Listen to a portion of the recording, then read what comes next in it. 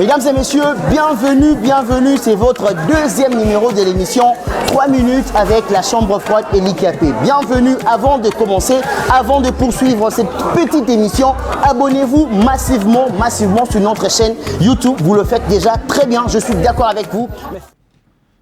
Bienvenue mesdames et messieurs, vous êtes très nombreux à nous suivre, vous nous suivez de partout. Je vous salue à partir des Goma, vous nous suivez à partir du Grand Kasaï, les Kasaï, vous nous suivez. Merci pour cette attention particulière. Nous sommes lundi, la nouvelle semaine commence.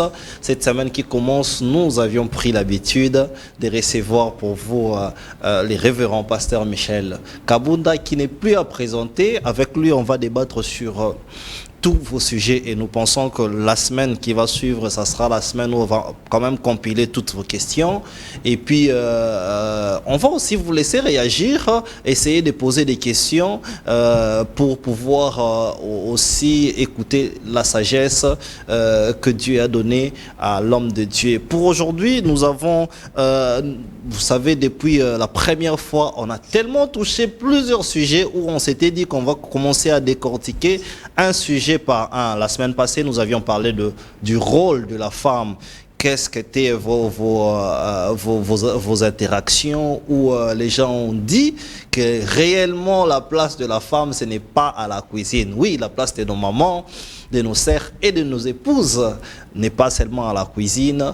Nous en avions parlé et aujourd'hui, nous allons parler d'un sujet hyper important.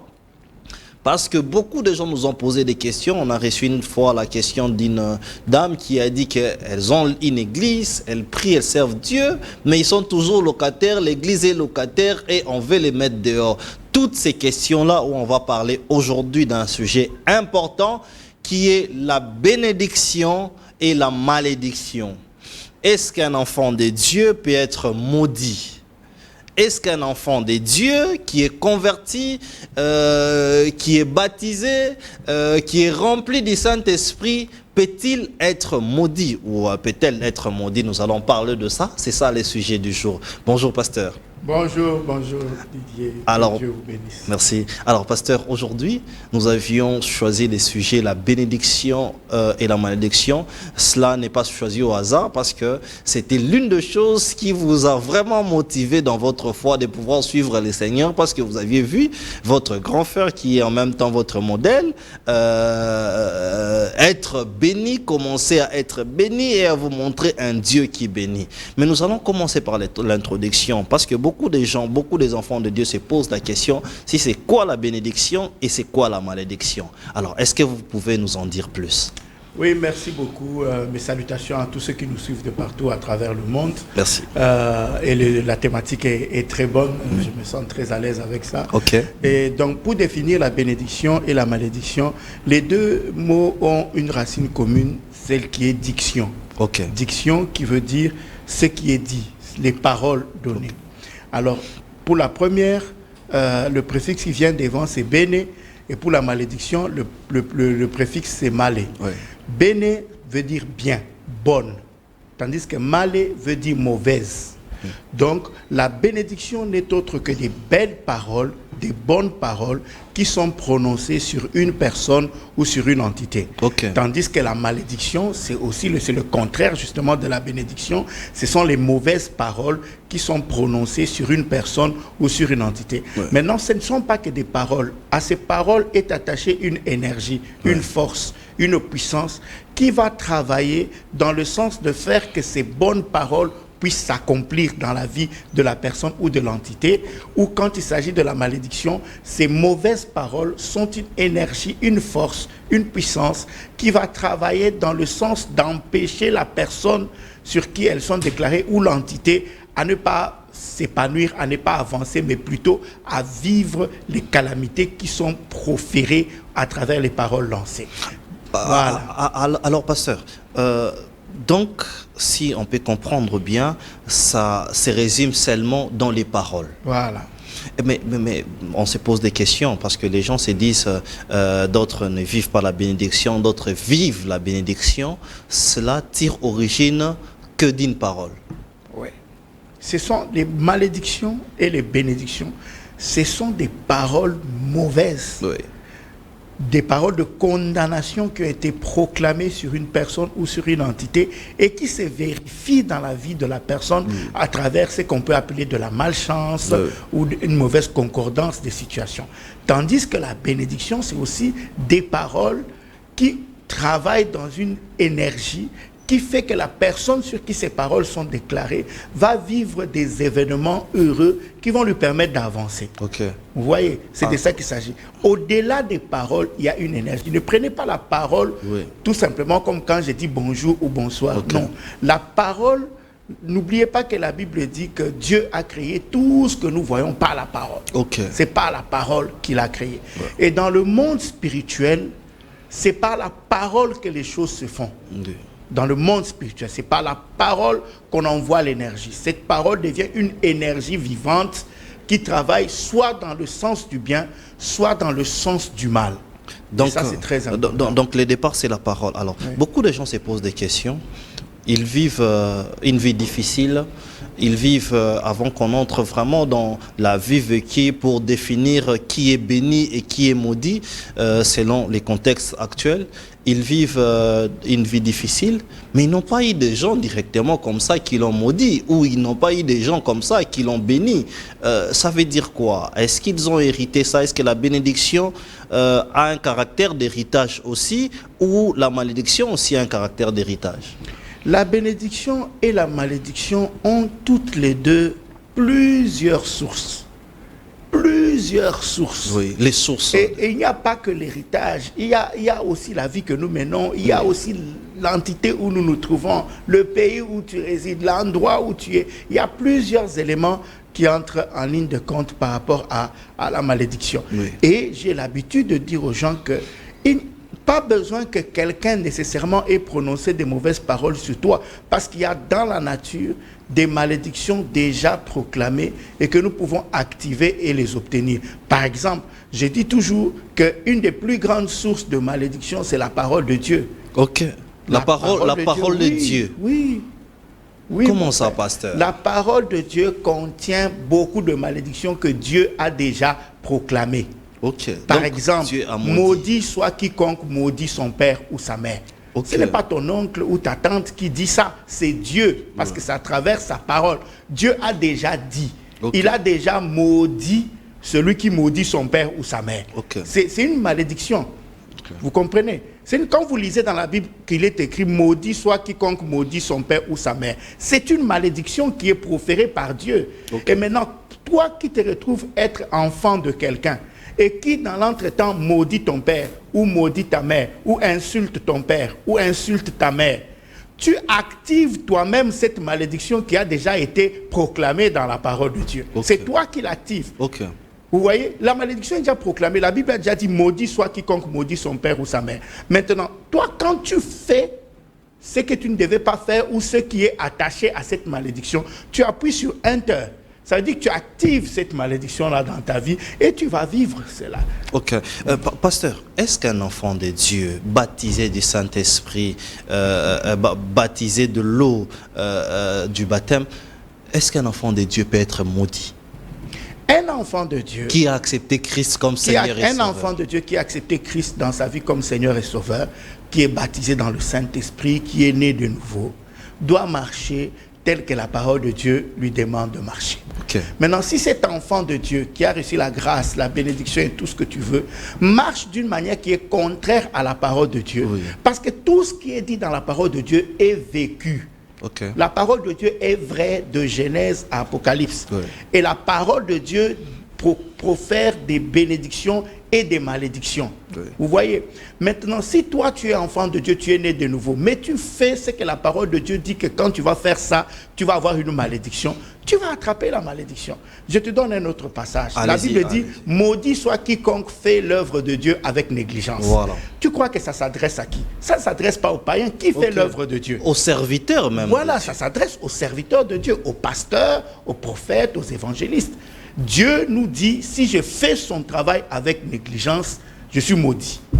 Dieu l'a dit. Je ne vais pas dire que non, le sang de Jésus me couvre, je peux me comporter n'importe comment. Non, ça ne se passe pas comme ça. La Bible dit que ce que tu sèmes, tu vas le moissonner. Ok. Si tu sèmes la justice, tu vas moissonner la justice. Mais si tu sèmes l'injustice et la corruption, tu vas moissonner ces choses-là. Donc, comme la bénédiction, pasteur, comme la malédiction, tout le monde peut vivre cela. Alors, Bien sûr. comment reconnaître que cette personne est bénie ou cette personne est maudite? Est-ce par la prospérité matérielle? Est-ce par les souffrances? Est-ce par la stérilité? Parce qu'il y a des femmes qui nous suivent qui sont stériles pendant des années, mais alors qu'il y a des exemples dans la Bible, Abraham et Sarah qui n'avaient pas d'enfants, mais ce n'était pas la malédiction. Comment reconnaître la malédiction? Quels sont les éléments où le pasteur s'est dit, quand vous voyez cette personne, vous dites vraiment, ah, cette personne est maudite, cette personne est bénie? En réalité, il n'y a pas vraiment des éléments probants qui peuvent te faire comprendre si quelqu'un est sous une malédiction ou pas. Ok. Parce que plusieurs choses peuvent intervenir. C'est comme on a dit, Oui. quelqu'un peut être en train de traverser un brisement. C'est-à-dire Dieu est en train de le briser pour enlever l'orgueil en lui et enlever ce chose. Il peut traverser des moments difficiles où vous voyez que sa vie n'avance pas, mais ce n'est pas du fait qu'il y ait une malédiction, c'est du fait que Dieu l'a mis à son école et est en train de le façonner pour le rendre propice à toute bonne œuvre à laquelle Dieu l'appelle. Okay. Mais la malédiction, c'est aussi une énergie négative ou un blocage que tu peux subir de manière générale ou de manière spécifique dans un domaine bien précis. Ok. Ok? Dans un domaine bien précis. Et c'est cette malédiction, quand tu constates qu'il y a quelque chose qui ne va pas dans ta vie, entre en prière. Ouais. Quand tu vas entrer en prière, Dieu va te dire, mon fils, fais-moi confiance, je suis avec toi, je suis en train de te transformer. Ou tu es à mon école. Okay. Ça veut dire qu'il s'agit d'un brisement. Mais quand tu entres en prière, Dieu peut aussi te révéler une faute que tu avais commise pour laquelle tu dois te repentir. Oui. Et quand tu te repens de la faute qui a été à la cause de la malédiction est révoquée au nom de Jésus. Alors, pasteur, partons des exemples que vous avez plusieurs années dans l'œuvre du Seigneur. Est-ce que un pasteur peut enlever la malédiction et bénir quelqu'un? Bien sûr, c'est même ça le travail que le Seigneur nous donne. Okay. Jésus dit, l'Esprit du Seigneur est sur moi, car il m'a oint pour apporter la bonne nouvelle aux pauvres, pour guérir ceux qui ont le cœur brisé, pour libérer les prisonniers et libérer les captifs et délivrer les prisonniers. Oui. Je paraphrase. Okay. C'est le mandat qui donne aussi à tout serviteur de Dieu. Okay. Dans notre mandat, nous avons le mandat de prêcher la parole de Dieu, amener les gens au salut. Okay. Mais dans le mandat ne s'arrête pas qu'à amener les gens au salut. Dieu nous a aussi donné le mandat de chasser les démons. Okay. Il nous a donné aussi le mandat de libérer les captifs et de détruire les œuvres du diable. Il nous a donné aussi le mandat de réconcilier l'homme avec son Créateur. Parce que quand le chrétien même peut vivre une période où il n'est pas en réconciliation avec Dieu. Donc c'est les pasteurs qui doivent en principe les réconcilier avec Dieu. C'est le rôle de sacrificateur que le pasteur doit jouer, à savoir réconcilier l'homme avec Dieu de manière permanente. Réconcilier l'homme avec Dieu. Quelqu'un qui s'éloigne, la Bible dit loin de Dieu, c'est la mort. Un enfant de Dieu peut s'éloigner de Dieu d'une manière ou d'une autre. Commencer à vivre une vie à laquelle on n'est pas appelé à vivre. À commencer à se vautrer dans le péché, à faire toutes sortes de mauvaises choses. Un chrétien peut se retrouver en train de sortir avec la femme d'autrui. Ou en train de violenter la veuve et les orphelins. Ça ne va pas rester impuni. Dieu est juste. Vous voyez, et ça attire la malédiction. Ça attire la malédiction. Quand lui-même dit qu'un bien mal acquis ne profite pas, et que toi tu vas détourner l'argent des salaires des gens, tu détournes l'argent et tu viens prier, tu viens adorer. Non, il y aura des blocages, il y aura des choses que Dieu va faire pour te faire comprendre que ce que tu fais est mauvais. Donc le détournement apporte la malédiction. Bien sûr. Tu ne peux pas détourner les salaires des gens impunément. La Bible dit, il est de la justice de Dieu d'accorder de l'affliction à ceux qui nous affligent. Okay. Vous voyez? Donc, à un moment ou à un autre, tu voles l'argent dans la caisse de l'État, tu es chrétien. Parce qu'ils sont pleins, c'est les chrétiens, la plupart des ministres, des DG des entreprises et tout ça, la plupart sont des enfants de Dieu. Ils prient dans nos églises, ils adorent avec nous, ils payent leurs dîmes, ils donnent les offrandes, ils soutiennent les églises. Mais si tout cet enrichissement se fait par le détournement des deniers publics, le détournement de l'argent de l'État, le détournement de la paye des pauvres travailleurs qui eux aussi sont en train de jeûner et prier pour que Dieu puisse améliorer leurs conditions. Et toi, tu es au sommet, tu détournes cet argent pour ton propre bien, pour ton propre enrichissement. Ce bien-là ne va pas te profiter. Ça ne va pas te profiter parce que c'est frappé de malédiction. Et dans ce cas-là, pasteur, comme vous disiez qu'un pasteur a les mandats d'enlever la malédiction, vous pouvez aussi prier pour quelqu'un de comme ça et Dieu enlève la malédiction. Voilà. La malédiction, la Bible dit, la malédiction sans cause et sans effet. Donc quand on te maudit alors que tu n'as rien fait, automatiquement cette malédiction s'annule. Donc, quand vous n'avez pas de cause... Quand il n'y a pas de cause, il n'y aura pas l'effet. Mais quand tu commets une faute et que tu es maudit pour avoir commis la faute, les mauvaises paroles viennent trouver une cause. En ce moment-là, cette malédiction qui a une cause ne sera pas sans effet. Elle aura des effets. Maintenant, quand il va y avoir les effets, tu vas chercher le pasteur. Généralement, les effets, c'est après leur mort, c'est leurs enfants. Oui, c'est plusieurs aspects. Les effets se manifestent sous plusieurs aspects. Ça peut être la maladie, ça peut être perdre le travail, ça peut être des accidents, ça peut être la mort aussi dans la famille, ça peut être plusieurs choses. Maintenant, quand les effets se font sentir et que la personne vient voir un serviteur de Dieu, le serviteur de Dieu va d'abord prier. Il va prier pour chercher la face de Dieu, essayer de comprendre quelle est la source de ce malheur ou de ce problème qui frappe telle ou telle personne. Maintenant, c'est dans la prière que Dieu va révéler. Vous voyez, Dieu peut révéler à l'homme de Dieu que non, il est en train de traverser une période de brisement parce que je me prépare à faire des grandes choses dans sa vie. Dans ce cas-là, nous dirons au frère, tiens bon, passe cette épreuve la tête haute parce qu'au bout de ça, il y a une grande bénédiction qui va venir. Supporte patiemment l'affliction. Au bout de ça, il y a la bénédiction. Mais dans la prière de l'homme de Dieu, Dieu peut aussi révéler qu'il a ouvert une porte, qu'il a commis une faute pour laquelle Dieu n'est pas content de lui et qu'il doit y avoir une réparation par rapport à ce qu'il a fait. En ce moment-là, on amènera le frère à la repentance. Il doit d'abord se repentir par rapport à la faute qu'il a commise. Et parfois, certaines fautes ne se limitent pas qu'à la repentance. Il y a parfois même une réparation des préjudices causés pour que la malédiction soit révoquée. Justement, nous sommes encore dans la malédiction et ses effets, parce que ce sont des grands thèmes comme ça où on va aussi prendre la bénédiction. Alors, pasteur, on a demandé ici quelles sont les causes des malédictions. Pourquoi? Parce que les gens s'en demandent beaucoup. Les gens voient des blocages. On voit même notre nation bloquée pour rouler. C'est compliqué. Les choses ne marchent pas. Et même les hommes de Dieu disent que c'est une malédiction qui est sur la nation. Alors, est-ce que c'est lui ou cette personne qui nous suit sont des blocages, sont des maladies?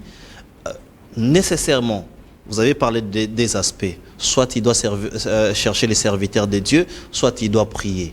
Nécessairement, il doit passer par là, ou il doit se faire accompagner d'un serviteur de Dieu, parce que s'il prie seul, comment il saura que cette malédiction est enlevée?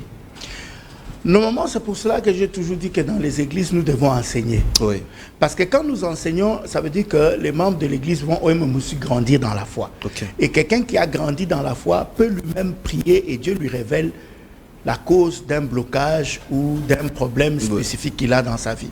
Et en ce moment-là, lorsque Dieu a révélé tout ce qu'il s'agira de faire, se faire la repentance par rapport à, si Dieu te révèle un péché que tu as commis, c'est faire la repentance et faire aussi la réparation quand il le faut. La réparation, pourquoi? La réparation parce que parfois, tu as volé un bien appartenant à autrui.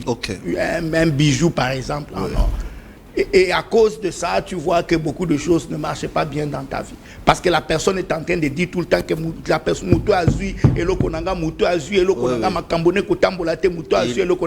ces malédictions ne vont pas être sans effet parce que tu as volé. Et en volant, tu as ouvert une porte, tu as donné accès. Chacun est esclave de celui à qui il s'est soumis. Vous voyez?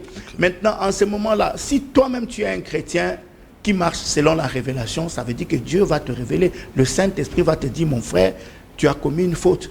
Et si tu te répands tout en gardant la jeunesse, ça ne peut pas marcher parce que la repentance a 4 phases. La première phase, c'est reconnaître la faute que nous avons commise. La deuxième phase, c'est demander pardon pour la faute. La troisième phase, c'est prendre la décision d'abandonner et de réparer la faute commise. Et la quatrième phase, c'est de croire par la foi que le péché est pardonné et que nous avons été restaurés de tout mal, de toute condamnation. Alors, pasteur, aujourd'hui, les mâles s'accroît, les gens s'entretuent, les gens s'empoisonnent, les gens même vont plus loin. Alors, j'aimerais vraiment poser cette question parce que vous aviez parlé aussi de sources des malédictions. Vous aviez dit, on a parlé même de la malédiction qui est héréditaire. Quand est-ce que la malédiction commence à transcender les générations? C'est quand la personne ne s'est pas repentie, n'a pas réussi à enlever ses mal lui-même, ou parce que d'autres personnes se posent des questions et se disent, je sens ces blocages exactement, mais je n'ai rien fait. Alors, il doit peut-être chercher les générations avant elle, ou soit il doit se dire, il n'y aura plus cette phrase où les parents ont mangé les raisins et les dents des enfants se sont agacés, comme le dit la Bible. Quand est-ce qu'on peut connaître ces sources-là spécifiquement? Parce que les gens se posent cette question. Tout part déjà de Exode 20, verset 4, où le Seigneur dit, parlant de l'idolâtrie, il dit, car je suis un Dieu jaloux, qui punit l'iniquité des pères sur les enfants jusqu'à la 3e et à la 4e génération de ceux qui me haïssent. Justement. Et qui bénit jusqu'à 1000 générations. Maintenant, il y avait un proverbe en Israël qu'on disait que les parents ont mangé des raisins et les dents des enfants étaient agacées. Le prophète a prophétisé, il a dit, en ces temps-là, vous ne direz plus que les parents ont mangé des raisins et les dents des enfants ont été agacées, parce qu'en ce moment-là, l'âme qui pêche, c'est celle qui mourra. Maintenant, quand Jésus vient, on parle des temps messianiques. Parce que le prophète qui prophétise, c'est un prophète messianique. Quand on parle des temps messianiques, justement, Jésus est venu pour que l'effet des malédictions qui découlent des parents soient révoqués. Et que nous ne puissions plus vivre les conséquences des fautes que nos parents ont commises. Commises, parce que ce sont les fautes. Justement. Maintenant, ce n'est pas automatique. Parce que quand tu dis que non, c'est fini, comme j'ai reçu Jésus aujourd'hui, je suis guéri, je suis délivré, je suis libéré, c'est une bonne chose. Mais si pendant ta marche, tu constates que tu continues à subir, parce qu'il y a les faits proclamés et il y a la réalité de ta vie. Justement. Il y a la réalité de ta vie. C'est que les gens dans la réalité de ta vie, tu constates que tu es dans une famille où les gens ne se marient pas. Même quand ils veulent se marier, ils font tout pour se marier, personne ne se marie. Tu dois comprendre que c'est le combat de ta famille. Parfois, les gens discutent sur les sémantiques. Oh, est-ce que c'est une malédiction? Mais bon, disons que c'est le combat de ta vie. Quand tu comprends que c'est le combat de ma famille, dans ma famille, les gens ne se marient pas. Ça veut dire qu'il y a un problème par rapport au mariage dans ta famille. Et toi maintenant, en tant qu'enfant de Dieu, né de nouveau, tu sais que Jésus est mort pour toi à la croix et qu'à la croix, il y a ce qu'on appelle la rédemption. La rédemption, c'est quoi? C'est le rachat. On rachète ce qui avait été vendu, ce qui avait été volé, ce qui avait été spolié ou pris d'une manière ou d'une autre, doit être racheté par le sang de Jésus, par le nom puissant de Jésus. C'est ce qu'on appelle la rédemption. Maintenant, quand toi tu es enfant de Dieu, tu dois réclamer maintenant et dire que non, moi je suis enfant de Dieu, même si les gens ne se marient pas dans ma famille, moi je dois me marier. Comment tu vas faire cette réclamation? Tu entres dans la prière. Tu fais la prière. Tu vas en prière, en combat contre cet état des choses, parce qu'il faut réclamer la victoire que Jésus nous a acquise totalement à la croix. Le travail que Jésus a fait à la croix, c'est un travail qui est total. Nous ne devons plus nous contenter des miettes, accepter l'inacceptable, vivre avec une partie de ta vie bénie et une autre partie maudite, une autre partie qui n'avance pas. Non, le salut est holistique. Dans le salut, il y a la délivrance, il y a la guérison, il y a la bénédiction, il y a la prospérité, il y a le baptême du Saint-Esprit, il y a la capacité de vaincre le péché. Il y a tout ça. Maintenant, nous devons revendiquer. Nous devons revendiquer. Nous devons vivre ça. Donc, pasteur, je pense que nous devons rester là parce que c'est des causes. Vous aviez parlé, par exemple, d'un cas précis où on voit les femmes ne se marient pas. Aujourd'hui, ce n'est pas que des femmes et des hommes. Dès lors que vous remarquez que c'est une histoire qui se répète dans votre famille, donc il y a un problème. Il y a aussi des maladies cycliques. Donc ta grande sœur ou ton grand frère a cette maladie et tu remarques cette maladie-là. Et du coup, c'est qu'il y a un problème spirituel. Oui, parce que dans le monde spirituel, il y a plusieurs choses. De toutes les façons, il faut retenir que ce qui est visible est créé par ce qui est invisible. Ça veut dire que les victoires, nous devons les gagner dans le monde spirituel pour qu'elles puissent se matérialiser dans le monde physique. Tu vois, si dans le monde spirituel, tu n'as pas encore ton mariage, comment veux-tu le voir dans le monde physique? Il faut donc mener la lutte dans le monde spirituel pour pouvoir avoir la matérialisation de la chose dans le monde physique. Je vais donner mon témoignage. Je donne un témoignage par rapport à moi. Mon père, paix à son âme, était un homme très intelligent. À l'époque, il avait reçu une bourse pour aller faire des études aux États-Unis. Il a donc quitté Mbujimayi pour aller aux États-Unis, une bourse du Zaïre à l'époque, parce qu'il était très intelligent. Maintenant, quand il est revenu, il a pris sa famille, il les a fait partir de Mbujimayi vers Kinshasa. Après, il a commencé à travailler à la BCZ et tout ça là. On a vécu, nous, dans une certaine opulence. Malheureusement, l'année où mon grand frère termine ses études universitaires, mon père lui dit, j'étais caché derrière la porte, j'écoutais comment il parlait avec son fils aîné. Mon père lui dit, si tu fais 70%, plus de 70%, je t'envoie étudier en Belgique. Mon grand frère dit à mon père, je vais le faire, papa. L'année où mon grand frère devait faire ses examens d'État au mois de juin, en février, mon père décède. Donc, et donc la promesse, mon grand frère fait 71%, mais la promesse ne sait plus tenir. Il ne sait plus donc aller étudier en Belgique. Mon grand frère fait 71%, il est lauréat en commercial dans toute la République. Parce que je sais qu'il est intelligent, c'est un homme très intelligent. Il est même plus intelligent que moi, le pasteur Baïlon. Le pasteur Baïlon que nous saluons en passant. Il est plus intelligent que moi. Voilà comment cet homme intelligent va au campus. Il s'inscrit au campus. Il étudie la première année. À la fin de l'année, on ne dit même pas qu'il a échoué. On dit qu'il est refusé. Ça veut dire que... Avec toute son intelligence... Ça veut dire qu'on estime que son cerveau n'est pas capable de supporter... Quand on dit refusé, ça veut dire que tu n'es même pas apte à étudier. Vous voyez, un homme intelligent, mais on proclame qu'il est refusé. Dans ce cas précis, là, mon frère commence à chercher la face de Dieu. Il commence à jeûner, il commence à prier. Ma mère, qui était encore vivante à l'époque, monte au campus, travaille, et puis on le récupère, alors qu'il était refusé. Suivez-moi bien. On le récupère à l'université. Il fait donc une deuxième année. Il refait donc la première année, alors qu'il avait été refusé. Il refait, et à la fin de l'année, après avoir étudié comme un malade, à la fin de l'année, on proclame son nom n'est pas là. Son nom disparaît. Son nom disparaît. Ma mère monte au campus. Elle va voir les responsables de là-bas et les personnes qui lui avaient assuré, les amis de mon père qui lui avaient assuré que non, l'enfant a été récupéré. Mais quand elle arrive, lui-même dit que non, je ne comprends pas. Il sort des listes, et puis on voit sur une liste, on voit qu'on a récupéré certaines personnes, mais quelqu'un a tracé au bic bleu une ligne pour dire qu'on ne peut pas récupérer plus que ce nombre. Ceux qui sont en bas de la ligne, vraiment, on ne va pas les prendre.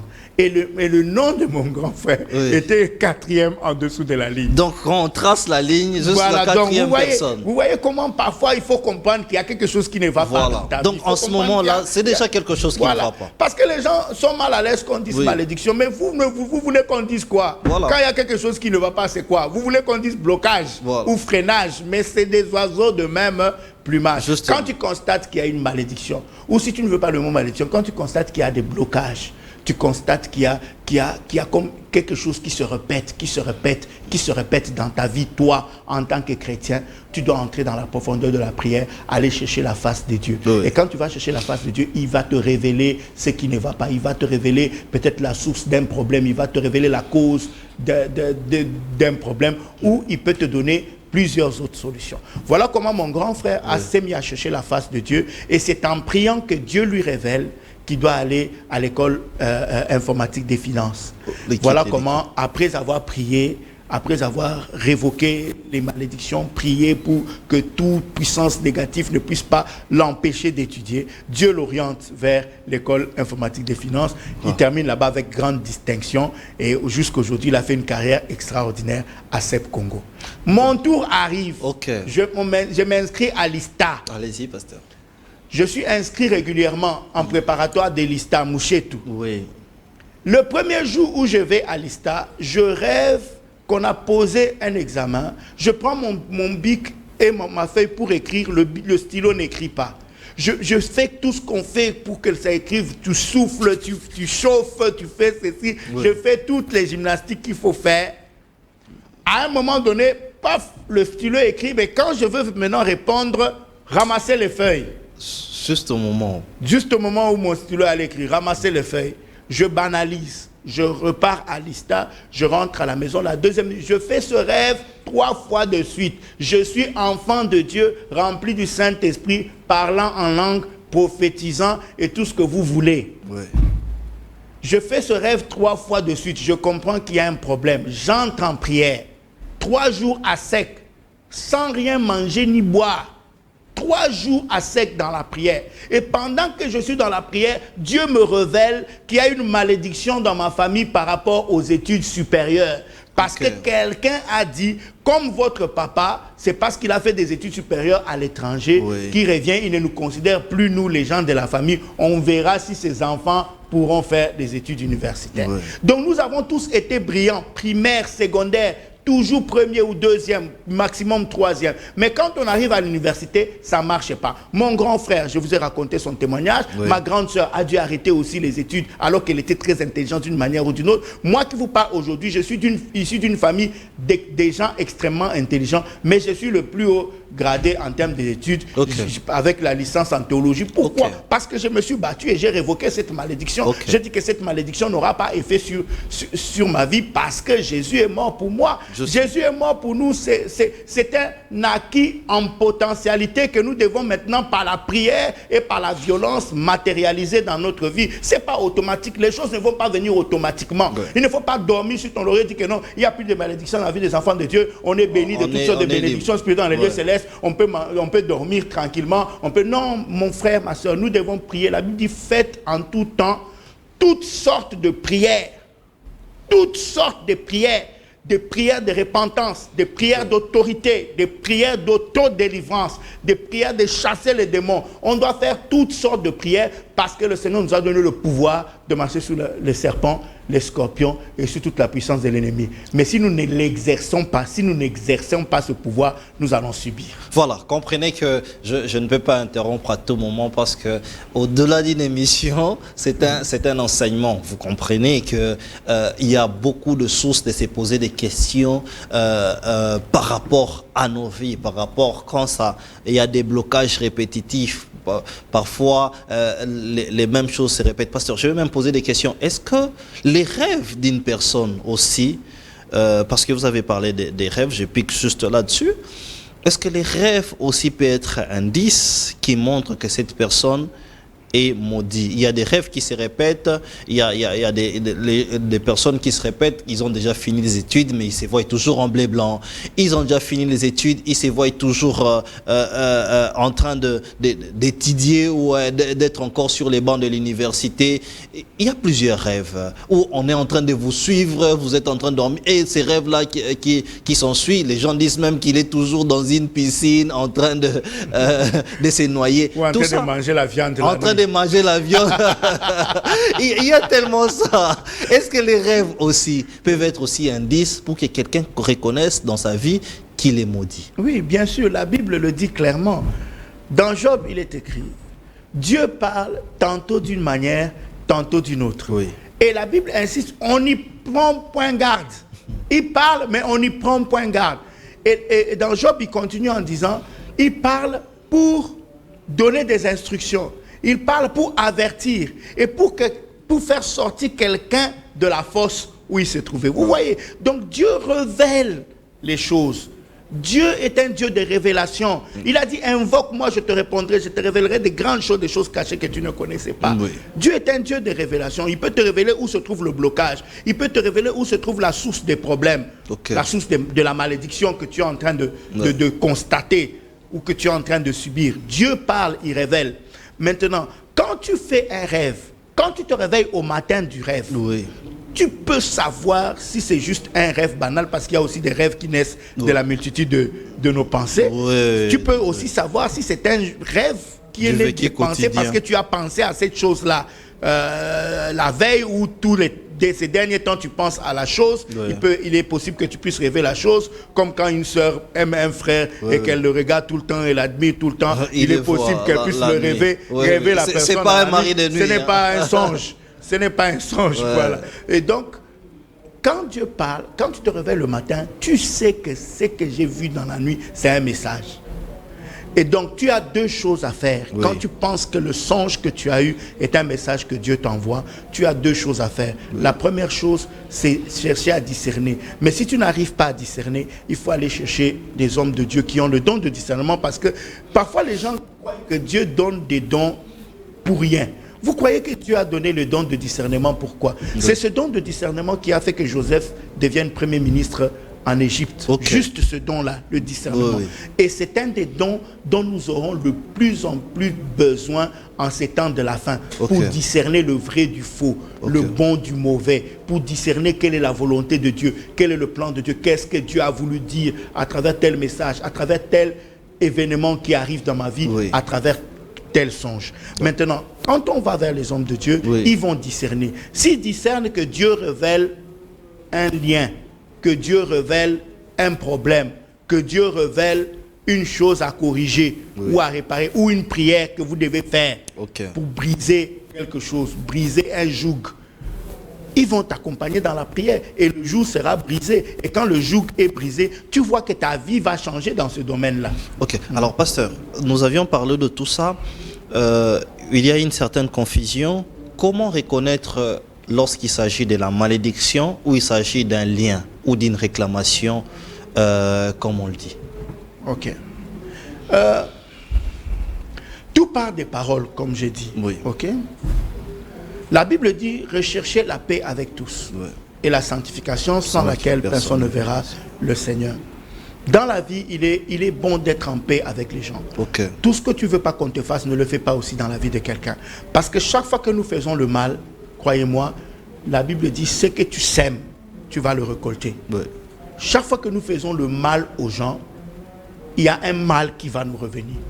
Ce mal, on peut l'appeler malédiction, on peut l'appeler effet retour, on peut l'appeler justice de Dieu, on peut l'appeler de plusieurs façons. Maintenant, quand tu constates dans ta vie qu'il y a quelque chose qui arrive et qui n'est pas normal, comme je l'ai dit, il est de ta responsabilité d'aller chercher la face de Dieu. Maintenant, si tu constates que ce blocage est dû à quelque chose que tu aurais fait et qui a amené une mauvaise énergie dans ta vie, il est de ta responsabilité de prier et de briser. Maintenant, il ne suffit pas que de briser. Parfois, Dieu peut te pousser aussi à aller demander pardon à la personne que tu as offensée. Il faut aller demander pardon. Nous-mêmes, nous prions tous les jours, pardonne-nous nos offenses, comme nous pardonnons aussi à ceux qui nous ont offensés. Maintenant, quand toi, tu ne pardonnes pas ceux qui t'ont offensé, la Bible dit que Dieu non plus ne va pas te pardonner. Et si Dieu ne te pardonne pas, qu'est-ce que cela veut dire? Cela veut dire que tu es toujours sous la condamnation de cette faute-là parce que tu n'as pas reçu le pardon. C'est par le pardon que nous sommes affranchis, qu'il n'y a plus de condamnation. Mais tant que le pardon n'est pas accordé, tu vis toujours sous le jugement ou sous la condamnation de la chose. Tu ne perds pas la vie éternelle. Attention, tu ne perds pas la vie éternelle, mais tu peux, tout en étant sauvé, vivre une vie misérable sur la terre. Donc tu peux, ta place au ciel est garantie. Oui, ta place tu souffres. Ta place au ciel est garantie parce que tu as reçu Jésus dans ta vie comme Seigneur et Sauveur. Mais sur la terre, tu es sous le coup des jugements à cause des choses que tu as faites et qui entraînent une punition de Dieu sur ta vie. Et donc on peut dire les malédictions qui sont maltraitées font appel aux liens ou aux réclamations? Non, les liens c'est autre chose. Les liens, on va déjà un peu plus loin. Les liens, je vais parler par exemple du péché. Vous voyez le péché. Tout péché qui règne dans ta vie, sur lequel tu n'as aucun moyen de vaincre, Oui. est un lien. Ok. Ça peut être le lien de l'impudicité. Ça peut être le lien de la masturbation. Ok. Ça peut être le lien de la pornographie. Nazo bundanati kame nazo kokate, c'est un lien. Ok. On doit prier pour briser ça. On doit t'aider par la parole, Oui. par la parole de foi et par les prières pour que le lien soit coupé. Le péché ne doit plus régner dans nos vies. Tu ne peux pas être un chrétien ivrogne. Tu es chrétien parce que tu as reçu Jésus-Christ dans ta vie comme Seigneur et Sauveur. Mais ceux qui ont kokakate koktika komela masanga, o kokakate o meli o lango, meli o lango, zum nanda ko lango. Maman pasteur aibi koza oza pasteur, mais o lango ka mikonyoso maman pasteur a bomba kayo po batu baye bate ko lango ka petango lango ka osala ka ba bêtise, osala ka ba erreur. Mon frère, tu dois aller voir d'autres serviteurs de Dieu pour qu'ils prient pour toi, pour que tu sois délivré du lien de l'ivrognerie. Ok. Donc là, il s'agit d'un lien. Oui. C'est tout ce qui Donc, te lie. les liens, c'est un comportement. Ne voyons pas nécessairement une corde. Mais oui, c'est tout ce qui te lie, tout ce sur quoi tu n'as aucune autorité. Okay. Ça veut dire, même quand dans ta volonté, tu veux lutter contre ça, tu te rends compte que tu en es incapable. Okay. Donc, il faut une intervention de la prière pour qu'on coupe ce lien. Parce que par la prière, tu vas être affranchi. Oui. Vous savez, c'est ce que j'ai toujours dit. Parfois, les gens... ils disent que non, moi je n'ai aucun lien d'impudicité, oui. Je suis libéré de l'impudicité. Mais c'est peut-être parce que tu es dans une certaine condition, tu dors à la permanence, tu vis entouré des gens, mais tu sauras que tu as été affranchi de l'impudicité le jour où tu seras seul dans une chambre d'hôtel en escale quelque part et qu'une femme viendra toquer à ta porte pour t'offrir les services. C'est en ce moment-là que tu peux savoir si tu as vaincu l'impudicité ou si tu ne l'as pas encore vaincu. Justement. Voilà, c'est de ça qu'il s'agit. Donc, les combats est permanent, les efforts sont permanents. La Bible dit, vous n'avez pas encore lutté jusqu'au sang en luttant contre le péché. Nous devons combattre. Il faut arriver à un moment donné où le péché ne domine plus sur ta vie. C'est en ce moment-là que tu auras la vraie paix, la vraie joie. Tu vas expérimenter la vraie joie du salut quand le péché ne va plus dominer sur toi. Quand tu vas regarder les femmes passer sans que tu ne sentes que nécessairement tu dois les aborder d'une manière ou d'une autre. Okay. C'est très important qu'on en arrive là, qu'on arrive à être affranchi. Là, parce que la Bible dit que si le Fils de l'homme vous affranchit, vous serez réellement libre. Nous devons atteindre cette réelle liberté au nom puissant de Jésus. Tant que tu sens que dans ta vie, il y a encore tel lien, il y a encore telle chose qui persiste sur lequel tu n'as aucun moyen de pouvoir dominer. Paul dit, 3 fois j'ai prié pour que cette écharde puisse m'être enlevée. Et Paul appelle cette écharde un ange de Satan. Il dit, Dieu lui a un ange de Satan pour le souffleter, pour l'empêcher de s'enorgueillir. Oui. Mais il a prié. Et Dieu lui a répondu. Dans son cas, Dieu lui a répondu. Il a dit, ma grâce te suffit. Donc nous aurons aussi à parler de tous ces grands chapitres que vous ouvrez. Donc nous touchons en même temps les liens en parlant des malédictions. Mais aujourd'hui, on s'était dit de parler de la bénédiction et la malédiction, parce que je crois fermement que quand les gens vont chercher Dieu, c'est pour ôter la malédiction et être béni pour mieux vivre sur terre. Pasteur, un riche qui nous suit, qui a ses millions dans son compte bancaire, est-ce qu'il peut être aussi maudit? Il se dit, bon, est-ce que moi je peux être maudit? J'ai quand même un bon chiffre. Est-ce qu'il peut être maudit? Qui peut être maudit? Qui peut être maudit? Qui ne peut pas être maudit? Voilà. Les malédictions, comme les bénédictions, peuvent être globales ou ciblées. Ok. Ils peuvent être globales aussi. Quelqu'un peut réussir dans tous les domaines et n'avoir aucun moyen dans un autre domaine. Okay. Vous voyez, dans le cas, par exemple, on a beaucoup de gens dans la Bible, beaucoup de femmes. La Bible dit clairement que Dieu avait rendu stériles. Ça veut dire que c'est Dieu lui-même qui les avait rendus stériles. Et au moment où Dieu lui-même a décidé, Dieu leur a donné les enfants.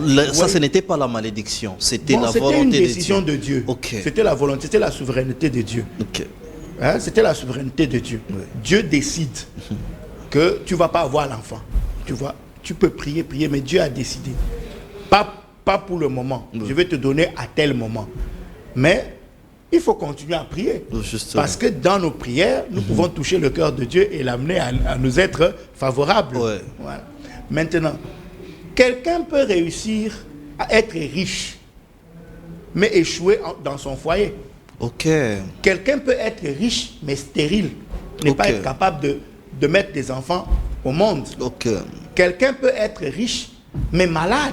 Oui. Comme dans le cas du général Aman, qui est allé voir Élisée, à qui on a dit d'aller se plonger 7 fois dans le Jourdain. Oui. C'était un grand chef, c'était un grand dirigeant, il avait l'argent, mais tout ce qu'il avait ne pouvait pas le guérir de sa lèpre. Un grand riche, Voilà. mais malade dans son corps. Donc une malédiction peut être ciblée, ça peut être ta santé, Oui. ça peut être ton bonheur. Tu as beaucoup d'argent, mais tu n'es pas heureux. Ok. Tu as beaucoup d'argent, mais tu n'as pas un bon santé. Tu as beaucoup d'argent, mais tu as le mbassou. Justement. Ton pied est mbassoulé.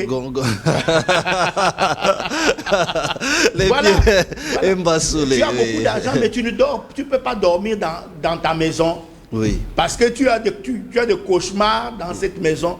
Tu as beaucoup d'argent, mais tu n'es pas heureux parce que tes enfants sont des drogués. Ouais. Il y a beaucoup, la malédiction peut frapper plusieurs éléments de la vie de quelqu'un.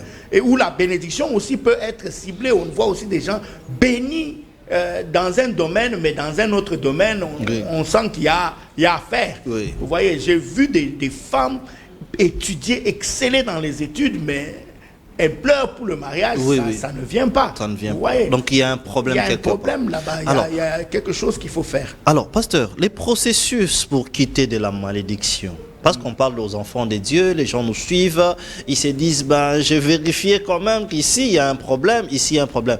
Ces processus pour quitter de la malédiction et être béni, c'est un processus qui date, qui prend combien de temps, qui est spontané, qui est périodique. Qu'est-ce que les enfants de Dieu ou tous celui qui nous suit aujourd'hui, quel est ce processus-là? Le processus est simple. Ouais. La Bible dit, mon peuple périt faute de connaissance. C'est pas parce que tu ignores quelque chose que tu vas en être exempté. Non.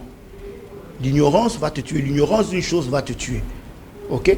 L'ignorance maintient beaucoup d'enfants de Dieu dans la pauvreté, dans la disette, dans le chaos, dans une vie chrétienne, mais qui ne reflètent pas la gloire de Dieu parce qu'ils sont ignorants de leurs droits, ignorants de leurs problèmes. Oui. Paul dit, je frappe non pas comme battant l'air. Même les prières, parfois on fait des prières en désordre. Non, il faut marcher selon la révélation. Oui. Il faut chercher la face de Dieu d'abord pour avoir la révélation, pour qu'il te révèle ce qui ne va pas.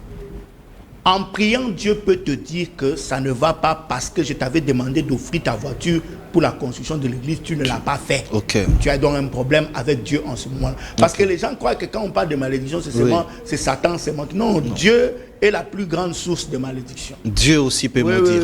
Dieu les malédictions de Dieu sont déjà dans sa parole. Oui. Les malédictions de Dieu sont déjà dans sa parole.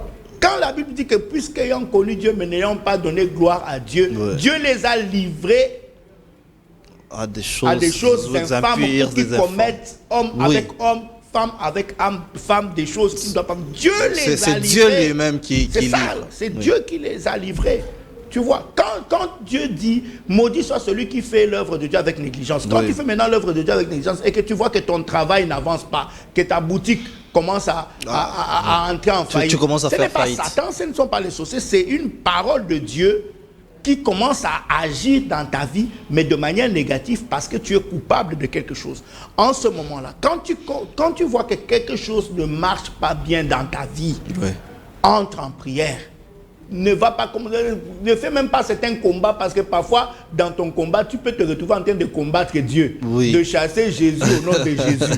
Ça va pas marcher. De couper les liens que Jésus a tracés. Ou de chasser une stérilité que Dieu lui-même t'a imposée. Okay. Donc il faut d'abord entrer dans la prière, chercher la face de Dieu, poser d'abord la question de dire Seigneur, révèle-moi, qu'est-ce qui ne va pas? Quand tu poses cette question à Dieu, il va te parler, il va te révéler. Il peut te dire que tu as pris la maison de la veuve et tu as mis les orphelins dans la rue. Comment veux-tu que toi, tes enfants puissent avancer? Va d'abord réparer le tort que tu as fait à cette veuve et à ses orphelins. Il te révélera. Il te révélera. David était tranquille dans son coin après avoir commis un grave péché. C'était l'ami de Dieu. Attention, Dieu ne deviendra jamais notre Coco ou notre Noko ou Manseba. Il ne le sera jamais. Et David a commis un grand péché. Il est resté tranquille dans son coin. Dieu lui a envoyé le prophète Nathan pour aller lui dire, David, mon cher, ce que tu as fait est mauvais. Heureusement, le prophète Nathan a usé de sagesse pour raconter au roi David une histoire. Et le roi David lui-même a proclamé la sentence que cette personne rembourse 4 fois la brebis qu'il a pris. Oui. Et nous constatons que dans la vie de David, il a perdu 4 fils. Okay. Il a perdu 4 enfants. Okay. Donc vous pouvez voir que Dieu, à aucun moment, il ne va dire que non, à toi, sali bongo et sali lo comme côté. Non. Non, mes frères et sœurs, les actes que nous posons ont des conséquences. Oui. Et ce n'est pas parce que nous sommes enfants de Dieu que nous avons la licence de pécher sans en subir les conséquences. Okay. Non, quand nous faisons du mal à autrui, quand nous détournons l'argent des gens, nous prenons, tu sors avec la femme de quelqu'un, Oui. crois-moi, il y aura une malédiction, il y aura une punition que Dieu va envoyer. Maintenant, quand tu seras en train de subir la punition que Dieu va envoyer, même si tu n'en comprends pas l'origine, entre en prière, Dieu va te dire que tu es frappé parce que tu as pris la femme d'autrui. Okay. Tu es frappé parce que tu as fait telle chose. Quand Dieu va maintenant te révéler la cause, ce qu'il te faudra faire, c'est faire une repentance sincère et renoncer à cette relation pour enfin vivre la restauration divine. Ok. C'est ça le processus. Pasteur, nous sommes malheureusement arrivés à la fin de l'émission. Je pense qu'on aura une émission spéciale où on va maintenant parler de la bénédiction et des sources de bénédiction, parce que nous ne pouvons pas sauter tout ça, c'est très bénéfique. Le lundi prochain, par exemple. Le lundi prochain, par exemple, on parle de la bénédiction et des sources de bénédiction. Comment être béni, comment notre nation peut être bénie, comment cette nation peut toucher la bénédiction. On va parler de tout ça. Alors, pasteur, parlons de la situation de notre pays. Un pays riche, béni, rempli de tout. Dans ce pays, nous avons tout. Nous avons les coltans, nous avons les diamants, nous avons l'or, nous avons l'uranium. Mais c'est un peuple qui souffre. Est-ce que notre nation, pasteur, est-elle maudite ou pas? Maudite, non. Parce Okay. que nous sommes une des nations les plus bénies au monde. Ok. Et moi, je suis très fier d'être Congolais. Ok. Très fier. Et je le dis toujours, pour moi, je suis dans le meilleur pays du monde. Ok. J'aime ce pays. C'est un pays unique où tu as plusieurs tribus qui se mettent ensemble, des gens de tout bord, avec des cultures extrêmement différentes, et vous êtes appelés à vivre ensemble. Et nous avons des richesses énormes qui sont dans notre sous-sol et qui doivent d'une manière ou d'une autre être exploitées pour notre bonheur. Mais seulement, la Bible est claire, Dieu veut d'abord que le Congolais donne son cœur à Jésus. Ok. Et moi, je suis d'accord pour dire que l'échec de tout ce qui se passe dans la nation, une des causes principales, l'Église a son rôle à jouer. Ok. Nous, l'Église, nous les hommes de Dieu, nous les pasteurs, nous devons prêcher au peuple de Dieu les valeurs chrétiennes. Il faut à un moment donné qu'on arrête d'avoir des autorités dans ce pays qui prient dans nos églises, mais qui font le mal, qui détournent l'argent de l'État, et on ne leur dit rien, on continue à les recevoir dans nos églises et à leur faire même parfois des courbettes et à les encenser. Non, ça ne doit pas continuer à être comme ça. On doit maintenant dans l'église commencer à mettre sous discipline un membre de l'église qui aurait été DG quelque part et qui aurait été cité pour avoir détourné l'argent ou pour avoir fait ceci. On doit le mettre sous discipline à l'église. On a parfois des gens qu'on met on arrête même, on met en prison, mais nous on continue à les considérer comme des bonnes personnes. Non, on doit les mettre sous discipline. La discipline ne concerne pas seulement les impudiques ou les gens qui ont engrossé d'autres personnes. Non, ça concerne aussi les gens qui on aura donné les preuves qu'ils ont détourné l'argent, qui sont dans la corruption, qu'ils sont dans toutes sortes de malversations financières. Ces gens-là aussi, au niveau de l'église, on doit pouvoir les discipliner. Et dans l'église, nous devons prêcher aux gens à être sérieux. Nous devons prêcher la vertu. La Bible dit, faites tous vos efforts pour ajouter à la foi la connaissance, à la connaissance la vertu. Un chrétien doit être un vrai enfant de Dieu. Et à tout enfant de Dieu que Dieu bénit et que Dieu élève, il faut comprendre que les principes qui t'ont amené à l'élévation sont les mêmes principes qui vont te maintenir au sommet. C'est pourquoi nous avons aussi d'autres enfants de Dieu. On priait avec eux, mais quand ils sont bénis, petit à petit, ils commencent à s'éloigner de leur père spirituel. Ils entrent dans d'autres milieux, tombent parfois dans certaines bassesses. Et après, on voit que ce que Dieu leur avait donné, après Dieu peut encore récupérer. On voit comment Dieu les ramène encore à terre. Donc si nous voulons des bénédictions et que la grâce de Dieu se manifeste dans ce pays, nous, en tant que chrétiens, nous devons apprendre à être sérieux et à mettre en pratique la parole de Dieu. Merci. Merci pasteur, nous sommes malheureusement arrivés à la fin de notre émission. On me signale à la régie que nous sommes vraiment arrivés à la fin de notre émission. Nous vous remercions pour cette attention particulière. Nous n'avions pas épuisé tout ce que nous avons à dire. Voilà pourquoi nous avions demandé au pasteur de les maintenir tous les lundis pour ce genre d'enseignement. Nous vous remercions pour votre attention particulière. Restez branchés. À partir de demain, on reprend avec les débats politiques et l'analyse de tout ce qu'il y a comme notre société. Restez branchés sur nos antennes. Bonsoir chez vous. Bonsoir. Mesdames et messieurs, bienvenue, c'est votre deuxième numéro de l'émission 3 minutes avec la chambre froide et l'IKP. Bienvenue, avant de commencer, avant de poursuivre cette petite émission, abonnez-vous massivement sur notre chaîne YouTube. Vous le faites déjà très bien, je suis d'accord avec vous, mais faites ça massivement. Bon, s'abonner massivement sur notre chaîne YouTube, chambre froide et l'IKP, la première chaîne de spécialité en vente des surgelés, la première chaîne de télévision sur YouTube spécialiste en vente